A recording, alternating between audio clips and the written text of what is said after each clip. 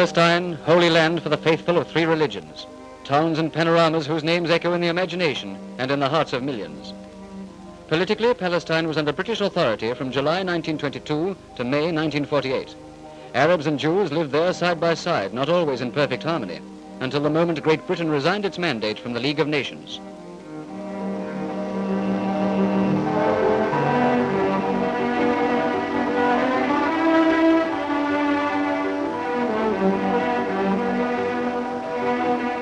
On May the 14th, 1948, the last British detachments left the Holy Land.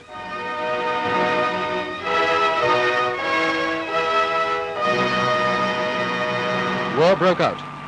Once again, in tragic circumstances, delegates of the International Committee of the Red Cross had arrived from Geneva and were, from the first hours of the fighting, on duty.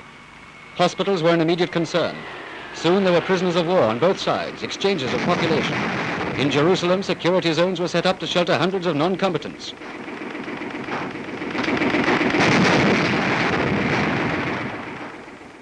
The conflict died down, but its effects remain. Material ruins, but above all a new problem, an exodus of almost 1 million Arab refugees.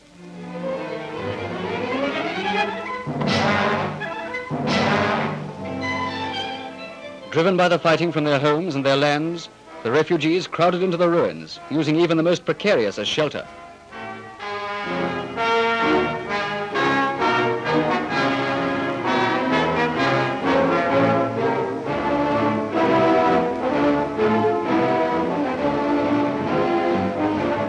The International Committee of the Red Cross at Geneva had already brought some relief to them, but more was needed than its resources could hope to provide. In New York and Geneva, the United Nations took up the problem. A credit of $30 million was opened for relief to refugees in the Middle East. The United Nations asked the International Red Cross and the American Friends Service Committee to undertake the distribution of food and medical supplies to be bought by a special section of the United Nations organization.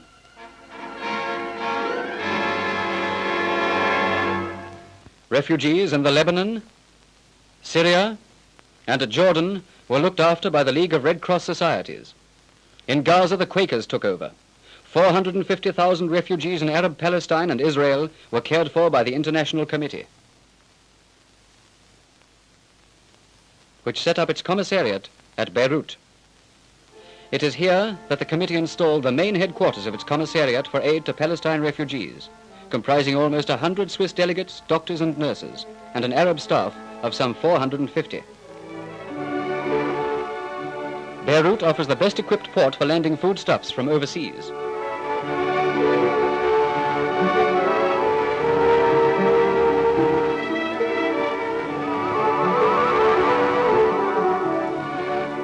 The goods are first stored in bonded warehouses.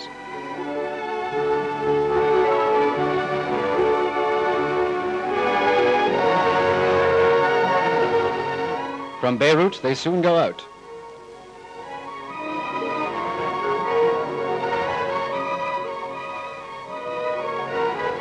Overland, and by boat to Haifa for refugees in Israel.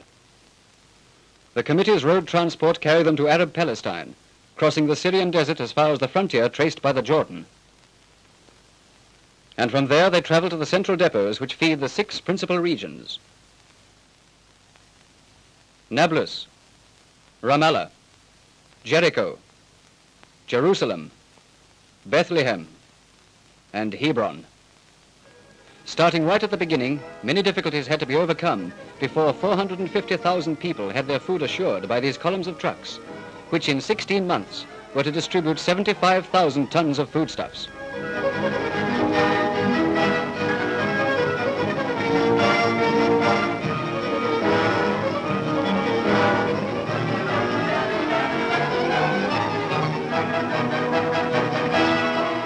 In Jerusalem, as in the other regional centers, a depot is installed to provide regular food for those who have sought a refuge in the city and its neighborhood. In Jerusalem, medical supplies for all the camps in Palestine are also stored at the Augusta Victoria Hospital. Food is then sent out through the territory, and there is a never-ending traffic between the central depots and the multitude of refugees, now freed from the threat of starvation.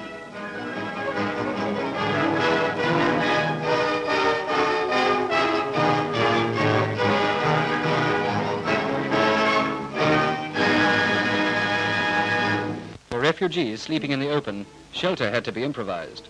Tents were put up and more than 150,000 blankets issued.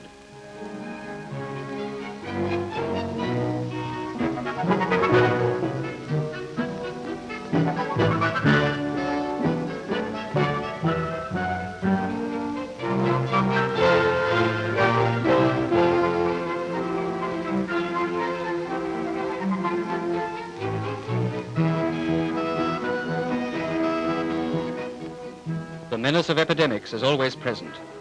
With the help of a small medical team from the Danish Red Cross, vaccinations are carried out.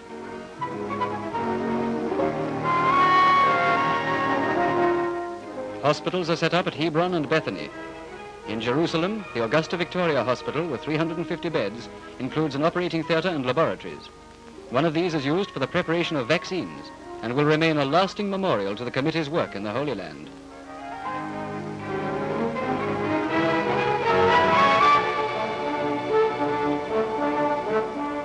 Arab mothers are given elementary training in child welfare. Infant mortality is decreasing, while the death rate for adults, in spite of the upheaval, has not increased. Milk supplied by the International Union for Child Welfare allows a generous distribution in the 153 milk centers set up by the committee.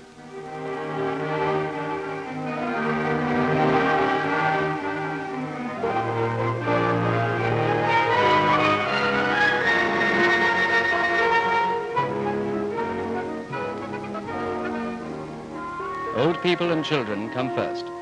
Altogether, about half the refugees are given milk.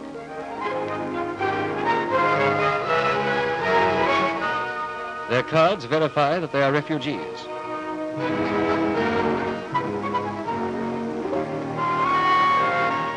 This allows them to obtain bread baked in the Arab style in improvised ovens.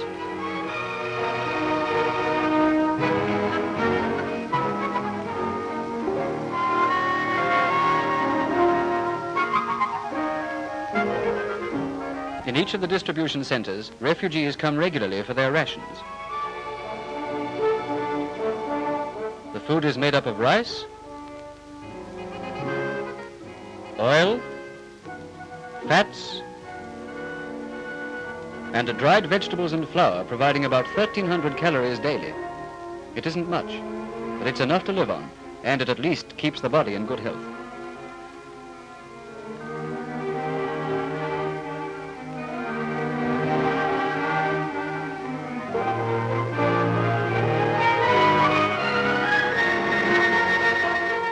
It's on donkeys or camels that this manna from abroad is carried home to makeshift shelters.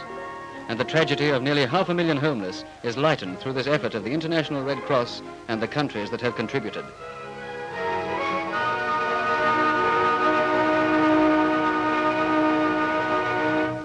The danger of famine has been eliminated. Now, attention must be turned to housing, so that the refugees can leave their caves and miserable huts.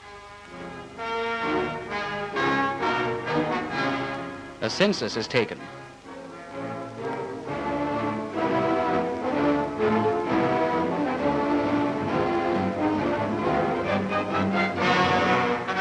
Rags, the meager baggage, a few poor possessions saved from the ruins are soon put together.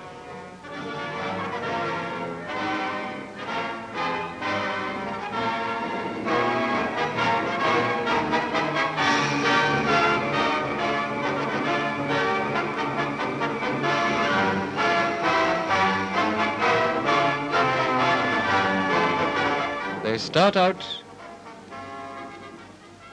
for the 30 temporary towns grouped around the regional centers, where the refugees from the fighting zone have come together.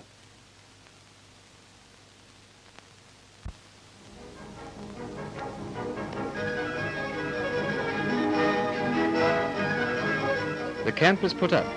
A new communal life begins, and order replaces the chaos which marked the first weeks.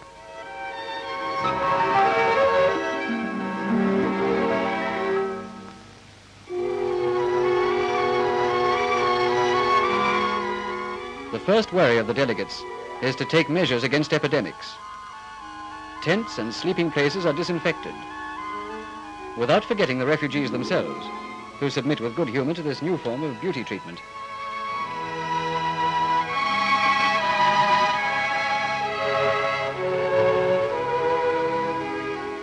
Water, the first essential, arrives regularly by motor tanks. The reservoirs are filled up.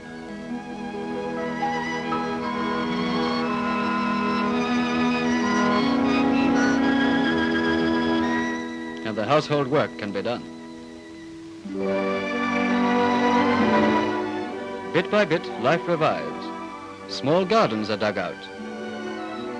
And here are the beginnings of trade.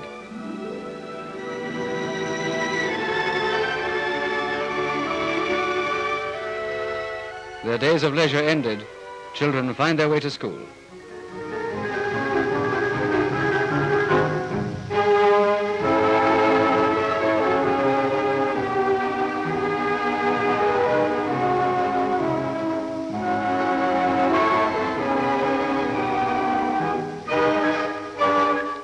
Every canvas village has its clinic or dispensary where sickness is continually diagnosed and treated.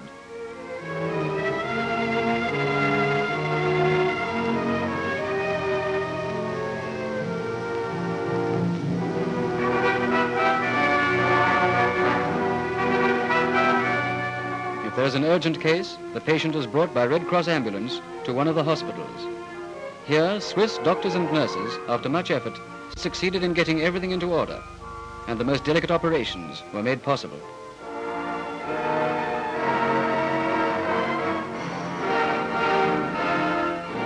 Now the food is brought direct to the camp.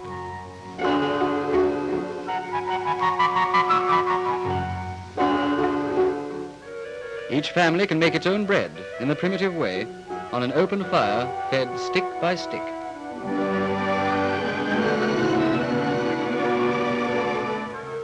Water now comes through pipes and channels.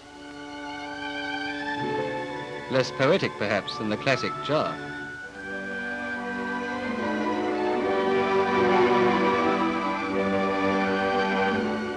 Something a little nearer normal life begins again for these people whom war has forced from their homes. The International Committee of the Red Cross has helped, but this is no permanent solution. The re-establishment of the refugees is a problem for governments and is beyond the scope, as well as the resources, of the Red Cross. Without security, the lives of these camp dwellers must remain stunted. Only rehabilitation on a truly international basis can provide them with a future.